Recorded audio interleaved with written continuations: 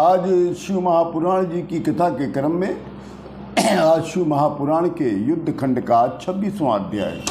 इस अध्याय का नाम है कि विष्णु द्वारा वृंदा को भस्म रूप में परिणित करना और पार्वती का बीज प्रदान करना और उससे धात्री, मालती और तुलसी की उत्पत्ति।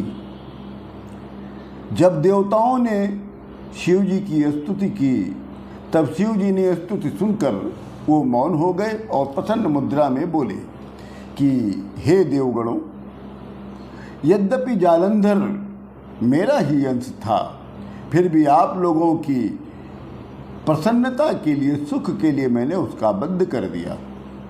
मैं निर्विकार हूँ, फिर भी मेरी लीला आप लोगों के लिए ही हुआ करती है। तब देवताओं ने कहा, हे महादेव, आप सर्वदा शत्रुओं के भय से हम सब देवताओं की आप रक्षा करते रहते हैं, किंतु एक बात और भी है जो हम कहने में भी सकुचा रहे हैं और बिना कहे कोई हल नहीं निकलेगा।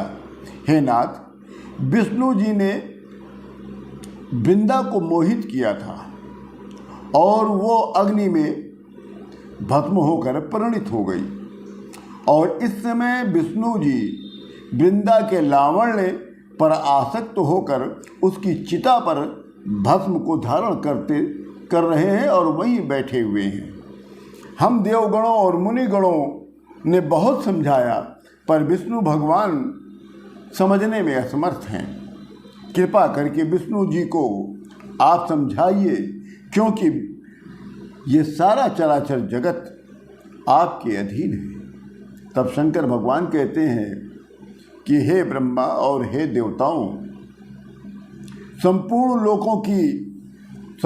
लोकों को मोहित करने वाली मेरी जो माया है वो बड़ी दुस्तर है।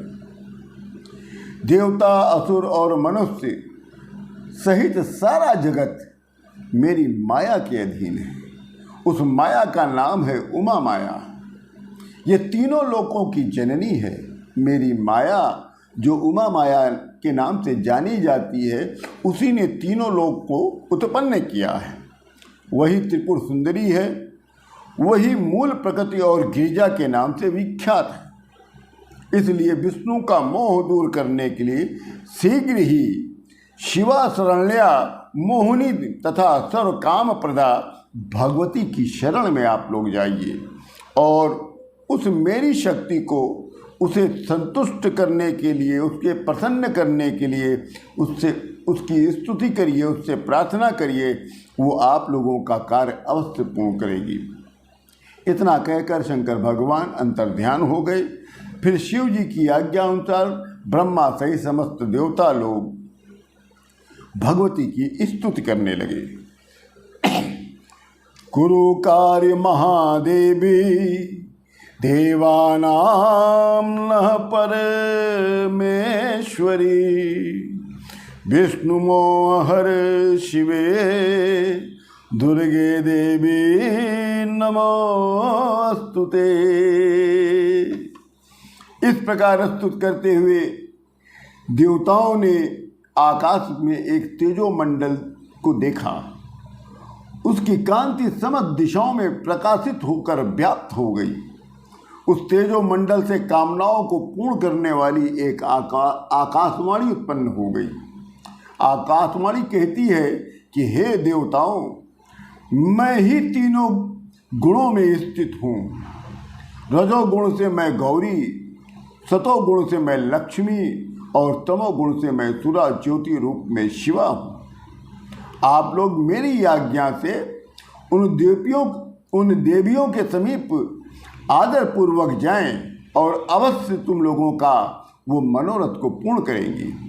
आकाशवाणी सुनने के पश्चात समस्त देवताओं ने गौरी, लक्ष्मी और सरस्वती को प्रणाम करने लगे और तब प्रसन्न होकर सभी देवियां प्रकट हो गई और देवताओं ने अपने कार्य हेतु देवियों से निवेदन किया। तब देवियों ने कहा कि हे देवताओं, जहाँ भगवान विष्णु स्थित हैं वहाँ ये बीज ले जाकर बो देना, तुम्हारे सभी मनोरथ पूर्ण हो जाएंगे।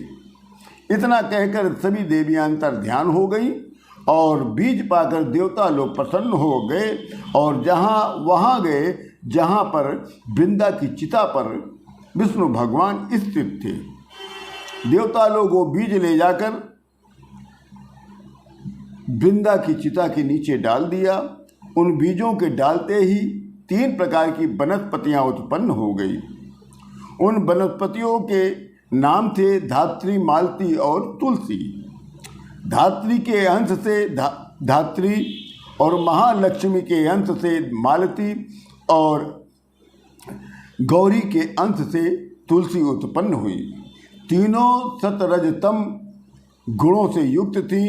विष्णु जी ने भी वनस्पति रूप धारण ली। उन वनस्पतियों को देखकर तब वे राग विलास का विभ्रम देखकर उठ बैठे। फिर वो काम मोह के कारण उनसे प्रेम की याचना करने लग गए।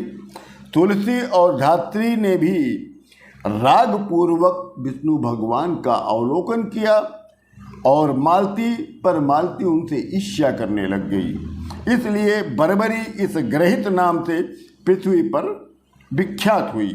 धात्री और तुलसी उनके प्रेम के कारण विष्णु जी के दुख को दूर किया है और उन दोनों के साथ विष्णु भगवान वैकुंठ चले गए। कार्तिक के मास में धात्री और तुलसी देवताओं को अधिक प्रिय है और विष्णु जी को अत्यंत प्रिय है। उन दोनों में तुलसी जी अत्यंत श्रेष्ठ मानी जाती हैं। इसी के साथ शिव महापुराण जी का ये युद्ध खंड का 26वां अध्याय पूर्ण होता है। आप सभी लोगों को राम राम।